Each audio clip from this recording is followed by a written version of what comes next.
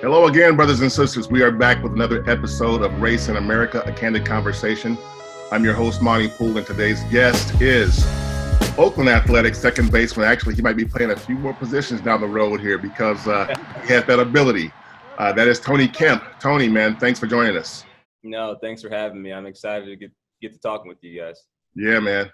I don't know if you've seen any of our shows, but we focus on a number of items. And with you, I want to go right to one thing. You're wearing your T-shirt, the green, the +1 effect. And I did a little bit of research on that, and I was like, okay. Could you tell the people what the goals of the +1 effect are? Yeah, so it's kind of a initiative or a campaign that kind of started. I had a Zoom call with my uncles, my brother, a couple nephews, and all black men in America, and we were all just talking about what we wanted to see in the world and change that we wanted America to have.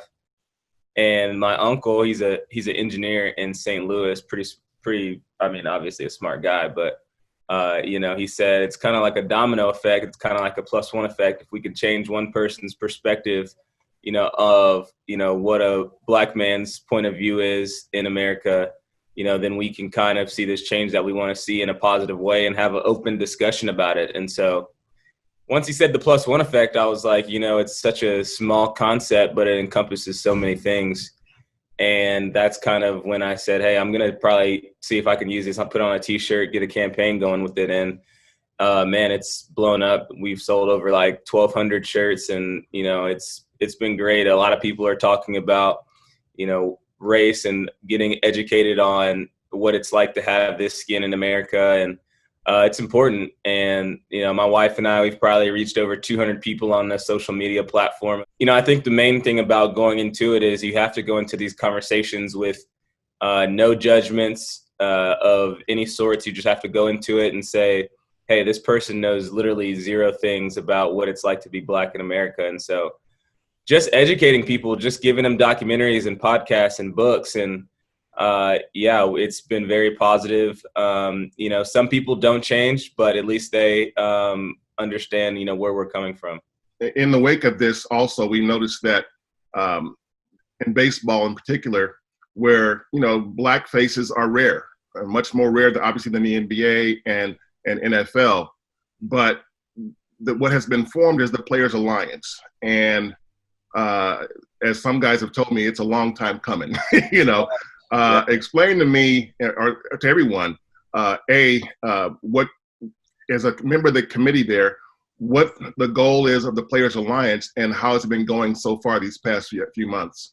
Yeah, so the Players Alliance was, it's all black professional baseball players, and started by Curtis Granderson, CC Sabathia, Edwin Jackson's in there. There's a bunch of, big name black players who've played in the league who, have been around and understand, what it takes to be great in this game. And what the Players Alliance wants to do is they want to get more black faces into the game of baseball. And because we know that growing up, it's a lot easier to just get some basketball shoes, and it's a lot cheaper to do that in football rather than how expensive baseball is. So plus baseball is a little slower than basketball and football, so that's kind of why black kids congregate toward basketball or football. So what the Players Alliance wants to do is they want to get together in these black communities and let these kids know that baseball is cool, and we want to see these numbers go up. 7% in the big leagues of black players is not a big range. So we would like that number to go up. So that's why we are donating most of our cash that goes to the Players Alliance to these communities to get black players involved in baseball. We have a segment of the population that has been sort of ambivalent about voting, thinking that, hey, all politicians are the same and it wouldn't matter, my vote doesn't matter.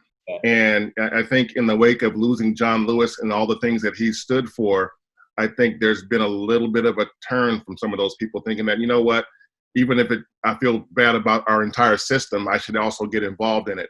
I know you are a voting advocate, and explain why you think it's important for people to vote people of all colors to vote? Yeah, well, I've always been a person that kind of stayed out of politics and just worried about baseball. But 3 years ago, in the off season, I watched Selma, and watching that movie kind of really turned myself into what I needed to be, and what blacks had to go through just for human rights and just to vote. And especially everything that John Lewis got into, the good trouble, and all those things are just huge. And I now know that if you want real change, it starts from voting. It starts from the people that you really want in these offices, and and that's the trickle down effect. And that's why I'm a person now. I'm on Instagram or on Twitter and saying, hey, vote, because everybody has a voice. Every vote matters. And I will say that in the past, I'm at fault of saying, it's just one vote. You know what I mean? And that's my fault. And now that I have changed, now you see how important voting is. And I just mailed in our county absentee ballots, and then obviously in November I'll be back at the polls too. So that's where it starts. And I think people need to be more educated on, hey, if you want something a certain way, and a governor or whoever believes in your certain way, that's who you vote for. So I think people just need to start going for it. One of the things that we hear sometimes when people talk about police versus the black community crime, and is that, well, what about the black community, black on black crime? What about black on black crime? Now, I think there are some people who don't really care to understand the pathology behind all of that. But when you stop and look at it, there's so many factors there. Can you, when you hear the term black on black crime and, oh, you're Chicago, what about Chicago? What goes through your mind? For me, I think it's kind of a cop-out, honestly. I think that, once you're going along and saying, well, these protests are bad, or someone comes out and says, well, people are being killed at these Black Lives Matter protests, and it's like, well, what about these black on black crime? It's like, well, what about white on white crime? What about Hispanic? You know what I mean? Like, it's just, I feel like in my opinion, I feel like it's just one of those things where it's like, well, more black people kill black people than this. And I feel like people just go to the biggest statistics they can. And it's like, no, that's even, I just feel like it's a cop out, honestly, when, people say that, or they go to it. Is it factual? Yes, it's factual that black people do kill black people, but white people kill white people kill black people kill white people, and, and so on and so forth. So that's kind of how I feel about that. I feel like it's, once you're talking with someone in a discussion and then they ask about, black on black crime, then you just have to bring up the statistics. And then, I going through all this, I can understand that people love facts. I that's one thing that I get a lot. When you look at your entire baseball career from college to minor leagues to the pros, I'm going to assume, you could correct me if I'm wrong, but I'm going to assume you probably run across some situations where, whether it was a fan or somebody who kind of got on your skin color a little bit. What was that like, and where was it? If you can explain what it was like and where it was, and just how it affected you, if at all.